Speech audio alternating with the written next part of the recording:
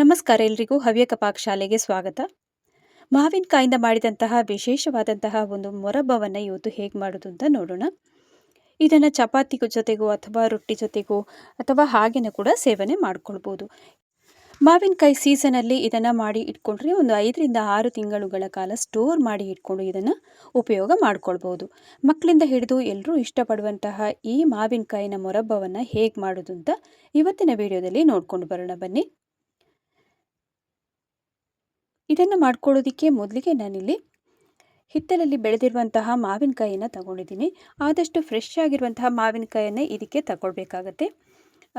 ಸ್ವಲ್ಪ ಹುಳಿ ಕೂಡ ಇರಬೇಕಿದು. ನೀವು ನೋಡ್ತಿರ್ಬೋದು, ಈಗ ಒಂದು 8ರಿಂದ 10 ಮಾವಿನಕಾಯಿಯನ್ನು ತಗೊಂಡಿದ್ದೀನಿ. ಇದನ್ನು ಹೊರಗಡೆ ಎಲ್ಲ ಸಿಪ್ಪೆ ಎಲ್ಲ ಈಗ ನೀಟಾಗಿ ತಗೊಳ್ಳೋಣ. ಪ್ರತಿಯೊಂದು ಮಾವಿನಕಾಯಿದು ಕೂಡ ಸಿಪ್ಪೆಯನ್ನು ತೆಗೆದಾದ ನಂತರ ಇದನ್ನು ಸಣ್ಣದಾಗಿ ಹೆಚ್ಕೊಳ್ಬೇಕು.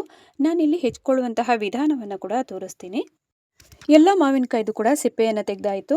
ನೆಕ್ಸ್ಟ್ ಈಗ ಒಂದು ಚಾಪಿಂಗ್ ಬೋರ್ಡನ್ನಾದರೂ ತಗೊಳ್ಬೋದು, ಅಥವಾ ನೀವು ಈಳಿಗೆ ಮಣೆಯನ್ನು ಉಪಯೋಗಿಸ್ತಿದ್ರೆ ಹಾಗೆ ಕೂಡ ಮಾಡ್ಕೊಳ್ಬೋದು. ನಾನಿಲ್ಲಿ ಚಾಕುವಿನ ಸಹಾಯದಿಂದಲೇ ಹೆಚ್ಚುವುದನ್ನು ತೋರಿಸ್ತಾ ಇದ್ದೀನಿ. ಇನ್ನು 2 ಬದಿಯನ್ನು ಕೂಡ ಈ ರೀತಿಯಾಗಿ ಕಟ್ ಮಾಡ್ಕೊಳ್ಬೇಕು ಮೊದಲಿಗೆ. ಆಮೇಲೆ ವಿಡಿಯೋದಲ್ಲಿ ತೋರಿಸಿರುವ ಥರನೇ ಹೆಚ್ಚಿದ್ರಾಯಿತು. ಆದಷ್ಟು ಸ್ವಲ್ಪ ದಪ್ಪಕ್ಕೆ ಇದ್ದರೆ ಇದು ತುಂಬಾ ಚೆನ್ನಾಗಿ ಮೊರಬ್ಬ ಕೂಡ ರೆಡಿಯಾಗುತ್ತೆ. ನೀವು ಉದ್ದಕ್ಕೆ ಹೆಚ್ಚೋದಿದ್ರೆ ಹಾಗೆ ಕೂಡ ಮಾಡ್ಕೊಳ್ಬೋದು. ನಾನಿಲ್ಲಿ ಸ್ಕ್ವೇರ್ ಪೀಸಾಗಿ ಕಟ್ ಮಾಡಿದ್ದೀನಿ. ನೋಡಿ, ಈ ಥರ ಮಾಡ್ಕೊಳ್ಬೇಕು. ಪ್ರತಿಯೊಂದು ಮಾವಿನಕಾಯಿಯನ್ನು ಕೂಡ ಅದೇ ರೀತಿಯಾಗಿ ಕಟ್ ಮಾಡಿಕೊಂಡು ಇಟ್ಕೊಳ್ಬೇಕು. ಇಷ್ಟು ದೊಡ್ಡಕ್ಕೆ ಪೀಸ್ ಬಂದರೆ ಸಾಕಾಗುತ್ತೆ.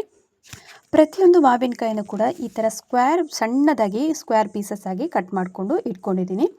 ಇನ್ನೂ ಒಂದು ಇಲ್ಲಿ ಸ್ಟೀಮರನ್ನಾದರೂ ತಗೊಳ್ಬೋದು ಅಥವಾ ಇಡ್ಲಿ ಪಾತ್ರೆಯನ್ನಾದರೂ ತಗೊಳ್ಬೋದು. ಅವು 2ರಲ್ಲಿ ಒಂದನ್ನು ತಗೊಂಡಾದ ನಂತರ ನಾವೀಗ ಹೆಚ್ಚಿರುವಂತಹ ಹೋಳುಗಳನ್ನು ಒಂದು ಬೌಲ್ ಆಗ್ಬೋದು ಅಥವಾ ಒಂದು ಕಪ್ಪು ಮೆಷರ್ಮೆಂಟಿಂದ ಈ ಥರ ಅಳತೆ ಮಾಡಿ ನಾವು ಸ್ಟೀಮರಿಗೆ ಹಾಕ್ಕೊಳ್ಬೇಕು. ಟೋಟಲಾಗಿ ನನಗೆ 6 ಬಟ್ಲಾಗುವಷ್ಟು ಮಾವಿನಕಾಯಿ ಹೋಳುಗಳು ಸಿಕ್ಕಿದೆ. ಇನ್ನೀಗ ಸ್ಟೀಮರ್ನ ಲಿಡ್ಡನ್ನು ಕ್ಲೋಸ್ ಮಾಡಿ ಒಂದು 8ರಿಂದ 10 ನಿಮಿಷ ಬೆಂದರೆ ಸಾಕು. ಮೀಡಿಯಮ್ ಊರಿನಲ್ಲೇ 3/4 ಅಂಶ ಬೆಂದರೆ ಸಾಕು. ಈಗಾಗಲೇ ಆಗಿದೆ. 10 ನಿಮಿಷದಿಂದ ಜಾಸ್ತಿ ಬೇಯಿಸೋದಕ್ಕೆ ಹೋಗಬಾರ್ದು. ಜಸ್ಟ್ ಅದು ಚಾಕು ಎಲ್ಲ ನಾವು ಹಾಕಿದಾಗ ನೋಡಿ, ಅದು ಒಳಗಡೆ ಹೋದರೆ ಸಾಕು. ಅಷ್ಟು ಮಾತ್ರ ನಾವು ಬೇಯಿಸಬೇಕು. ತುಂಬ ಬೇಯಿಸಿ ಮೆತ್ತಗಾಯಿತು ಅಂತಂದರೆ ಮೊರಬ್ಬ ಕೂಡ ಆಮೇಲೆ ಮಾಡುವಾಗ ನಾವು ಪಾಕದಲ್ಲೆಲ್ಲ ಹಾಕಬೇಕಾದ್ರೆ ಅದು ಪುಡಿ ಪುಡಿ ಆಗುತ್ತೆ. ಆಮೇಲೆ ಮಾವಿನಕಾಯಿ ಹೋಳುಗಳೆಲ್ಲ ಈ ಥರ ನಮಗೆ ಬಿಡಿ ಬಿಡಿಯಾಗಿ ಸಿಗೋದಿಲ್ಲ. ಈಗ ನೋಡ್ಬೋದು, ಇಷ್ಟು ಬೆಂದರೆ ಸಾಕಾಗುತ್ತೆ. 10 ನಿಮಿಷಕ್ಕಿಂತ ಜಾಸ್ತಿ ಅಂತೂ ಬೇಯಿಸೋದಕ್ಕೆ ಹೋಗಬೇಡಿ. ಬೆಂದಿರುವಂತಹ ಮಾವಿನಕಾಯಿ ಹೋಳು ಒಂದು ಸೈಡಲ್ಲಿರಲಿ. ಇಲ್ಲಿ ಸ್ಟವ್ ಮೇಲೆ ಒಂದು ಬಾಣಲಿಯನ್ನು ಇಟ್ಕೊಂಡು ನಾವು ಯಾವ ಕಪ್ ಅಳತೆಯಿಂದ ಮಾವಿನಕಾಯಿ ಹೋಳನ್ನು ಅಳತೆ ಮಾಡ್ಕೊಂಡಿದ್ದೀವೋ ಬಟ್ಲು, ಅದೇ ಬಟ್ಟಲಲ್ಲಿ ನಾನಿಲ್ಲಿಗ 3 ಬಟ್ಲಾಗುವಷ್ಟು ಕಲ್ಲು ಸಕ್ಕರೆಯನ್ನು ಹಾಕ್ಕೊಳ್ತಾ ಇದ್ದೀನಿ. ಕಲ್ಲು ಸಕ್ಕರೆಯನ್ನು ಹಾಕಿ ಆದ ನಂತರ 1 ಬಟ್ಲಾಗುವಷ್ಟು ನೀರನ್ನು ಕೂಡ ಅದಕ್ಕೆ ಹಾಕ್ಕೊಳ್ಬೇಕು. ನೀರನ್ನು ಹಾಕಿ ಆದ ನಂತರ ಮೀಡಿಯಮ್ ಟು ಲೋ ಫ್ಲೇಮಲ್ಲೇ ಇಟ್ಕೊಂಡು ಇದನ್ನು ನೋಡಿ ಈ ಥರ ಕೈ ಆಡಿಸ್ಬೇಕು. ಆವಾಗ ಅದು ಚೆನ್ನಾಗಿ ಕರಗುತ್ತೆ. ಕಲ್ಲು ಸಕ್ಕರೆ ಎಲ್ಲ ಕರಗಿ ಸ್ವಲ್ಪ ಹೊತ್ತು ಒಂದು ಕುದಿ ಬಂತು ಅನ್ನುವಾಗ ನಾವಿನ್ನೀಗ ಬೇಯಿಸಿರುವಂತಹ ಮಾವಿನಕಾಯಿ ಹೋಳುಗಳನ್ನು ಇದಕ್ಕೆ ಹಾಕ್ಕೊಳ್ಬೇಕು. ಸ್ವಲ್ಪ ಒಂದೊಂದು ಪೀಸು ಕಲ್ಲು ಸಕ್ಕರೆ ಹಾಗೇ ಇರ್ಬೋದು, ಪರವಾಗಿಲ್ಲ. ಅದು ನಾವಿನ್ನೀಗ ಕಾಯಿಸ್ತಾ ಹೋದಾಗೇ ಅದು ಸರಿಯಾಗಿ ನೀರಾಗುತ್ತೆ. ಈಗ ನೋಡ್ಬೋದು, ಈ ಹಂತದಲ್ಲಿ ನಾನೀಗ ಮಾವಿನಕಾಯಿ ಹೋಳುಗಳನ್ನು ಇದಕ್ಕೆ ಹಾಕ್ಕೊಳ್ಳೋಣ. ಒಂದನ್ನು ನೆನಪಲ್ಲಿ ಇಟ್ಕೊಳ್ಬೇಕು, ಮೀಡಿಯಮ್ ಟು ಲೋ ಫ್ಲೇಮಲ್ಲೇ ಇದನ್ನು ಕಾಯಿಸ್ಕೊಳ್ಬೇಕಾಗುತ್ತೆ. ಈಗ ಟೋಟಲ್ ಆಗಿ ನಮಗೆ ಮೊರಬ್ಬವನ್ನು ರೆಡಿ ಮಾಡ್ಕೊಳ್ಬೇಕಾದ್ರೆ 3/4 ಗಂಟೆಯಿಂದ 50 ನಿಮಿಷ ಹಿಡಿಯುತ್ತೆ. ಅಷ್ಟು ಹೊತ್ತು ಕೂಡ ಇದನ್ನು ಲೋ ಟು ಮೀಡಿಯಮ್ ಊರಿನಲ್ಲೇ ಇಟ್ಕೊಳ್ಬೇಕು. ಸ್ಟಾರ್ಟಿಂಗಲ್ಲಿ ನಾವೀಗ ಮಾವಿನಕಾಯಿ ಹೋಳುಗಳನ್ನು ಹಾಕ್ತೀವಲ್ಲ, ಆವಾಗ ಬೇಕಿದ್ರೆ ಒಂದು ಹೈ ಫ್ಲೇಮಲ್ಲಿ ಇಟ್ಕೊಂಡು ಒಂದು 5 ನಿಮಿಷಗಳ ಕಾಲ ಕುದಿಸ್ಕೊಳ್ಬೋದು. ಆಮೇಲೆ ಲೋ ಟು ಮೀಡಿಯಮ್ ಊರಿನಲ್ಲೇ ಇದನ್ನು ಮಾಡಿಕೊಳ್ಬೇಕು. ಇನ್ನು ಕಂಪ್ಲೀಟಾಗಿ ಪ್ರೋಸೆಸ್ ಮುಗಿಯೋ ತನಕನೂ ನಾವು ಕೈ ಆಡಿಸ್ತಾನೆ ಇರಬೇಕು ಅಥವಾ ಸೌಟನ್ನು ಹಾಕ್ತಾನೆ ಇರಬೇಕು. ಹಾಗಿರುವಂಥದ್ದು ಏನೂ ಇಲ್ಲ. ತಳ ಎಲ್ಲ ಹಿಡಿಯೋದಿಲ್ಲ, ಹಾಗೆ ಎಲ್ಲ ಏನೂ ಆಗೋದಿಲ್ಲ. ಜಸ್ಟ್ ಒಂದು 5 ನಿಮಿಷಕ್ಕೊಂದ್ಸರಿ ಹೀಗೆ ಸೌಟನ್ನು ಹಾಕಿದ್ರೆ ಸಾಕಾಗತ್ತೆ. ಇಲ್ಲಿ ಈಗ ಒಂದು ಕುಟಾಣಿಯನ್ನು ತಗೊಂಡಿದ್ದೀನಿ. ಅದಕ್ಕೆ ಒಣಶುಂಠಿಯನ್ನು ಹಾಕ್ಕೊಳ್ತಾ ಇದ್ದೀನಿ. ನೋಡಿ, ಅದನ್ನು ಈಗ ಕುಟ್ಟಿ ಪುಡಿ ಮಾಡ್ಕೊಳ್ಬೇಕು. ನಿಮಗೆ ಈ ಥರ ಕುಟ್ಟಿ ಪುಡಿ ಮಾಡ್ಕೊಳ್ಳೋದು ಬೇಡ ಅಂತ ಅನ್ನೋರು ಮಿಕ್ಸಿ ಜಾರಲ್ಲಿ ಕೂಡ ಹಾಕಿ ತರಿಯಾಗಿ ರುಬ್ಕೊಳ್ಬೋದು. ಈಗ ಒಣಶುಂಠಿಯನ್ನು ಸರಿಯಾಗಿ ಪುಡಿ ಮಾಡ್ಕೊಂಡಿದ್ದೀನಿ. ಇನ್ನು ಸಕ್ಕರೆ ಪಾಕದಲ್ಲಿ ಬೇಯ್ತಿರುವಂತಹ ಮಾವಿನಕಾಯಿ ಹೋಳಿಗೆ ಶುಂಠಿ ಪುಡಿಯನ್ನು ಹಾಕ್ಕೊಂಡು ಚೆನ್ನಾಗಿ ಮಿಕ್ಸ್ ಮಾಡಿಕೊಳ್ಬೇಕು. ಈಗ 20 ನಿಮಿಷ ಆದ ನಂತರ ಈಗ ನಾನು ತೋರಿಸ್ತಾ ಇದ್ದೀನಿ. ಶುಂಠಿ ಪುಡಿಯನ್ನೆಲ್ಲ ಆಗಲೇ ನಾವು ಹಾಕ್ಕೊಂಡಿದ್ದೀವಿ.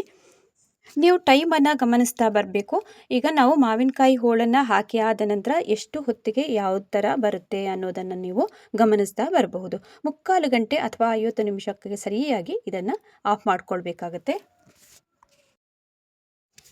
ಇನ್ನು ಮಾವಿನಕಾಯಿ ಹೋಳನ್ನು ಕೂಡ ಜಾಸ್ತಿಯಾಗಿ ಬೇಯಿಸೋದಕ್ಕೆ ಹೋಗಬಾರ್ದು.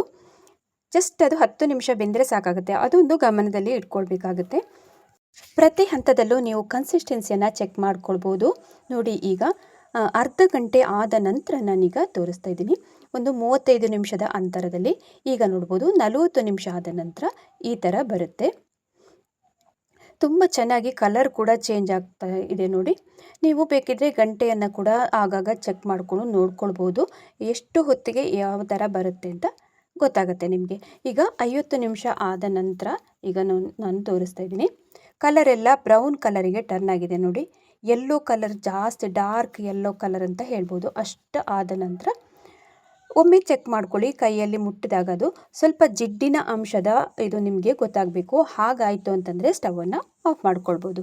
ಅಥವಾ ಲೈಟಾಗಿ ಒಂದೆಳೆ ಪಾಕ ಬಂತು ಅನ್ನುವಾಗ ಸ್ಟವನ್ನು ಆಫ್ ಮಾಡಿಕೊಂಡ್ರೆ ಆಯಿತು. ತೀರಾ ಇದನ್ನು ನಾವು ಜಾಸ್ತಿ ಕಾಯಿಸೋದಕ್ಕೂ ಹೋಗಬಾರ್ದು. 1 ಗಂಟೆ ಎಲ್ಲ ಬೇಡ.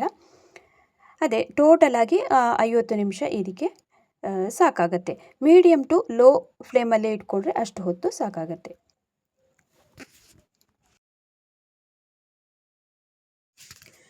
ಈಗ ನೋಡ್ಬೋದು, ಚೆಕ್ ಮಾಡ್ಕೊಳ್ತಾ ಇದ್ದೀನಿ ನೋಡಿ.